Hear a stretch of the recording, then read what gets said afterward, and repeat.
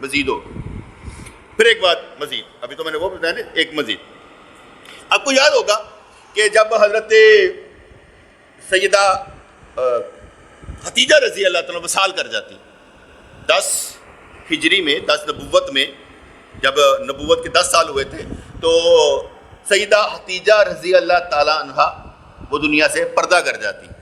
اور اسی میں چاچا ابو طالب بھی، یا اب یہ پہلے کون گیا اس پر ابھی کوئی مسئلہ نہیں ہے، کوئی معلوم نہیں ہے ایگزیکٹ کہ پہلے سیدہ ختیجہ گئی یا چاچا ابو طالب گئے. ہمارے نزدیک چاچا ابو طالب کافر ہیں، وہ ایمان نہیں لائے تھے کیونکہ ان کے بارے میں قرآن اور احادیث متواتر احادیث موجود ہیں. اس لیے ہمارے عقیدے میں شامل ہے کہ چاچا ابو طالب جو ہیں یہ ایمان نہیں لائے، لیکن ہم ان کو کافر اس لیے نہیں بولتے کہ یار نہیں اچھا نہیں لگتا، ہم یہی بات کہتے ہیں ایمان نہیں لائے. تو گل سمجھ آئی کہ نہیں ہے؟ کیونکہ حضرت علی رضی اللہ تعالیٰ کے باپ ہیں اور حضور علیہ الصلوۃ والسلام کے چچا ہیں، اور وہ چچا جنہوں نے ان کی خدمت کی ہے. ٹھیک ہے، تو اگر کوئی کہے کہ بھئی چاچا نے 2 نور پالے، ایک حضرت علی اور ایک حضور کو، تو کیا وہ ایمان نہیں لائے؟ نہیں لائے بھئی. قرآن یہ کہتا ہے اور احادیث یہی کہتی ہیں کہ وہ ایمان نہیں لائے، بلکہ قرآن یہ کہتا ہے لوگوں کو کہتا تھا، دور کرتا تھا ان سے کہ کوئی اس کو گزید نہ پہنچائے، اور خود اس پر ایمان نہیں لاتا تھا. اور حضور نے جب کلمہ پڑھانا چاہا تو کہا چاچا کلمہ پڑھ لے. تو اللہ کریم نے فرمایا محبوب جسے تو پسند کرے نا اسے کلمہ نہیں پڑھا سکتا، جس کو ہم چاہیں پڑھے گا. تیسری بات پر آتا ہے، قرآن پاک فرماتا ہے جب یہ بات ہو گئی، حضور بڑے نا حریص تھے نا، حریص علیکم بالمؤمنین رؤوف رحیم. جب یہ بات ہوگی نا کہ اللہ نے فرمایا کہ تو کلمہ نہیں پڑھا سکتا، کہنے کہ چاچا میں تیری بخشش کی دعا کروں گا. تو اللہ کریم نے پھر قرآن پاک اتارا کہ مومنین اور نبی کے لیے جائز نہیں ہے کہ کافروں کی بخشش کی دعا کریں. یہ 3 آیتیں، ایک تو ان سے دور کرتا ہے، خود ایمان نہیں لاتا، ایک محبوب آپ ان کو کلمہ نہیں پڑھا سکتے، ایک یہ کہ آپ ان کی بخشش کی دعا نہیں کریں گے. 3 آیات قرآن میں چاچا ابو طالب کے بارے میں، شان نزول چاچا ابو طالب. اور بخاری شریف کے کئی احادیث ہیں کہ کسی نے پوچھا کہ چاچا ابو طالب کو آپ کیا فائدہ دیں گے؟ ابو جہل بھی مارا گیا، وہ بھی کافر تھا، چاچا ابو طالب. آپ نے فرمایا کہ میرا چاچا جو ہے نا یہ جہنم کے آخری درجے میں تھا، میں نے اسے پکڑ کر سب سے اوپر کر لیا ہے اور اس کو سب سے کم سزا ہوگی.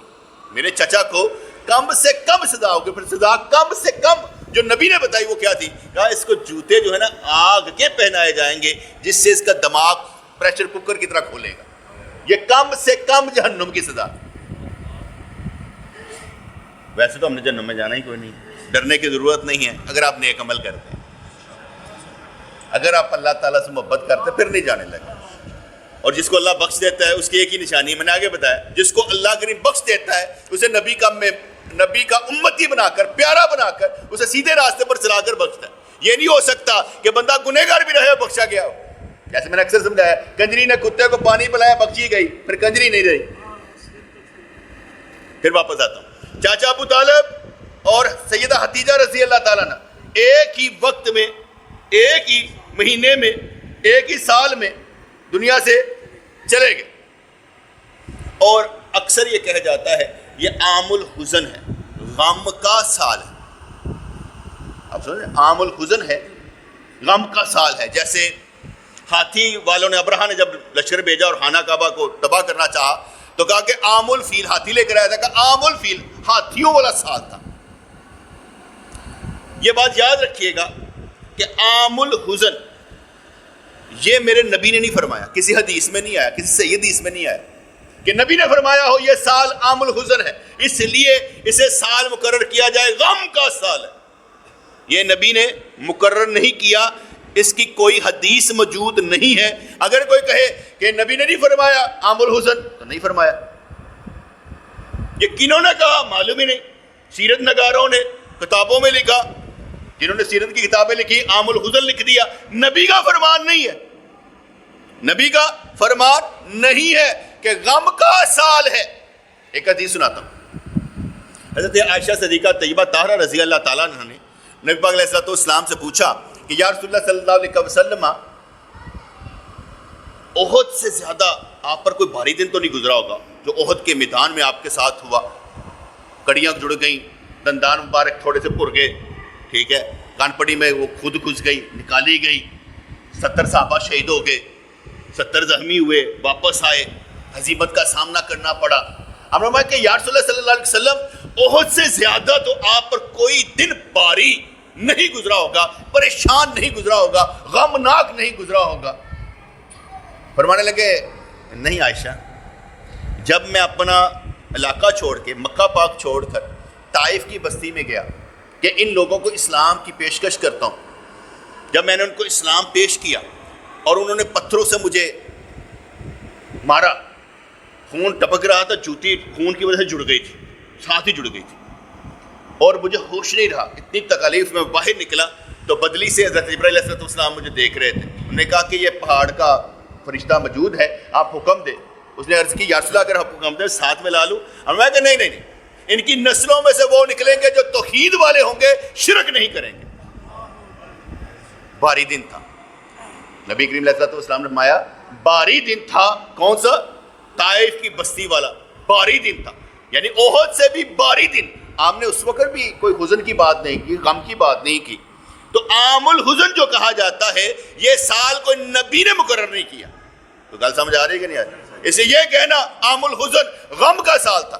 اب اس کے اوپر بھی ایک بات کر لیں, آپ کا جو کیلنڈر ہے جنوری, فروری, مارچ, اپریل, مئی, جون, جولائی, کہتے ہیں 25 دسمبر کو حضرت عیسیٰ علیہ السلام پیدا ہوئے, اور جب 8واں دن ہوتا ہے تو 1 جنوری یہ حضرت عیسیٰ علیہ السلام سے چلتا ہے. ٹھیک ہے, کس سے چلتا ہے؟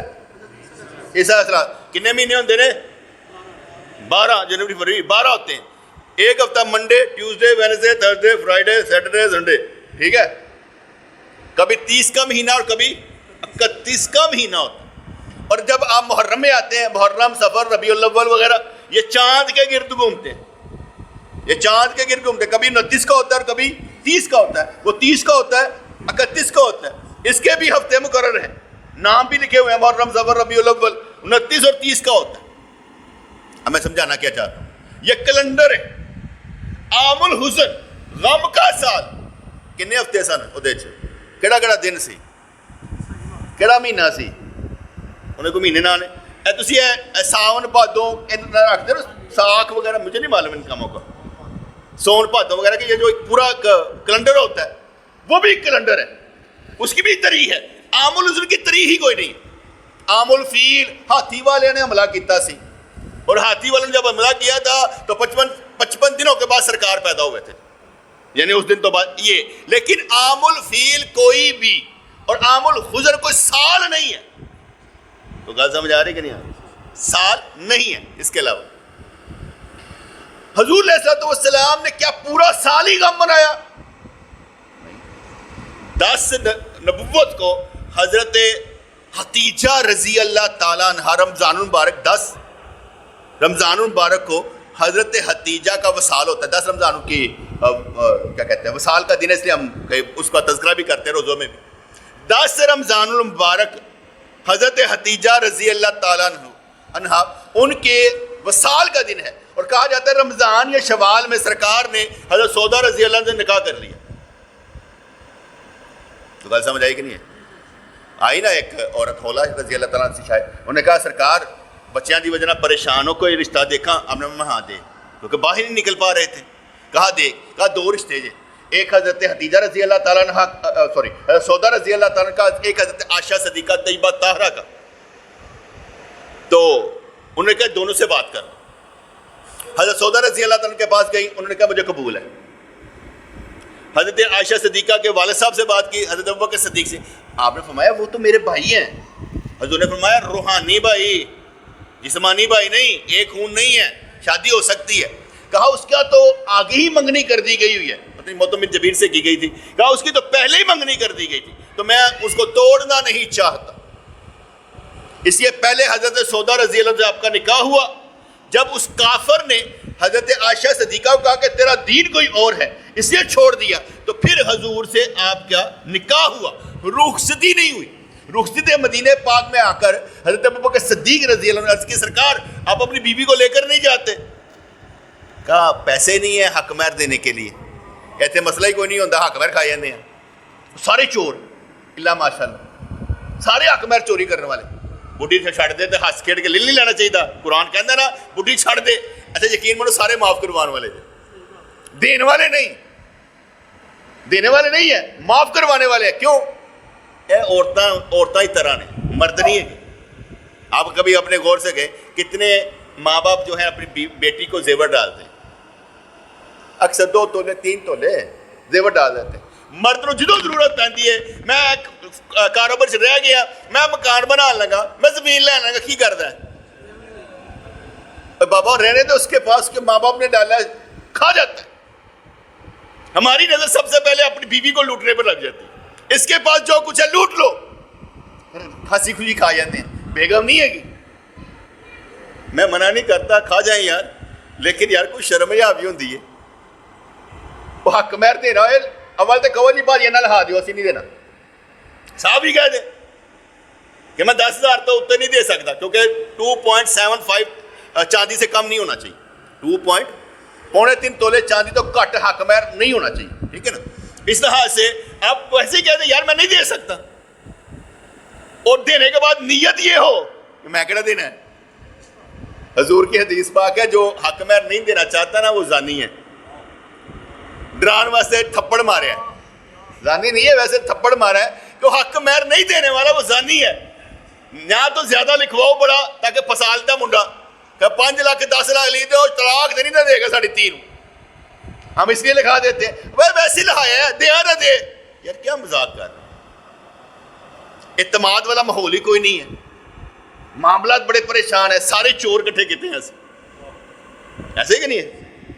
और जहां पर इत्तेमाद का माहौल हो, जहां पर मालूम हो कि अल्लाह का शुक्र है यार मैन ऑफ वर्ड्स है, जो बात कहता है उस पर अमल भी करता है, फिर वहां पर काम हो जाता है। तो हुजूर इस्लाम ने इरशाद फरमाया कि पैसे नहीं है, उन्होंने कहा सरकार हक महर मैं देना, ठीक है, बाद जो मर्जी वापस कर देना, तुहाडा ही ने, मेरा माल तुहाडा, अपनी बेगम को घर लैके जाओ। तो 10 नबूवत में ही हजरत हतीजा दुनिया से जाती है उसी साल में।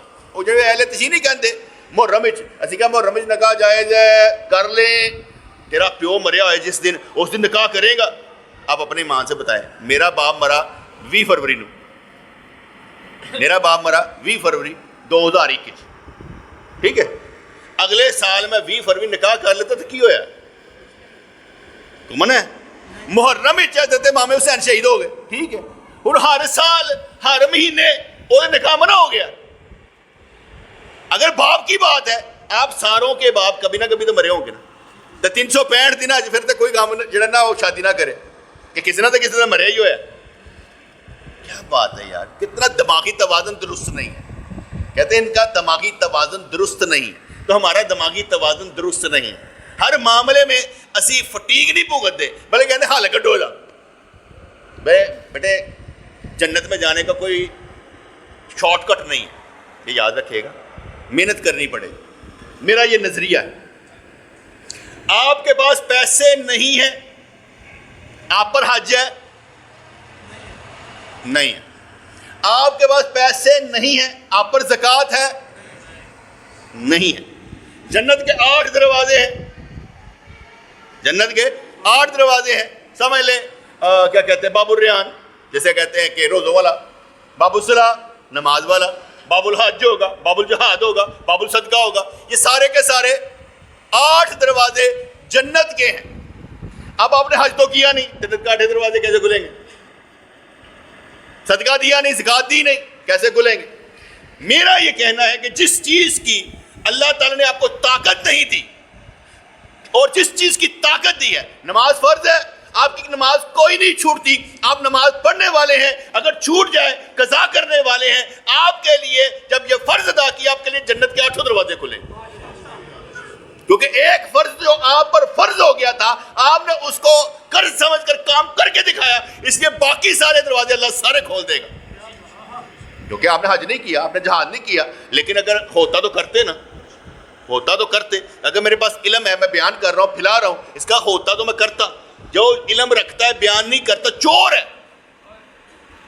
अंदर का चोर है, अपनी अवाम का चोर है, अपने बच्चों का चोर है। इल्म है, अपने बच्चों को वक्त ही नहीं देता। आप यहाँ से सीख कर जाते हैं, आगे जाकर अमल नहीं करते, बच्चों को बताते नहीं है, तो आप दुश्मन अपने बच्चों को बताया नहीं है।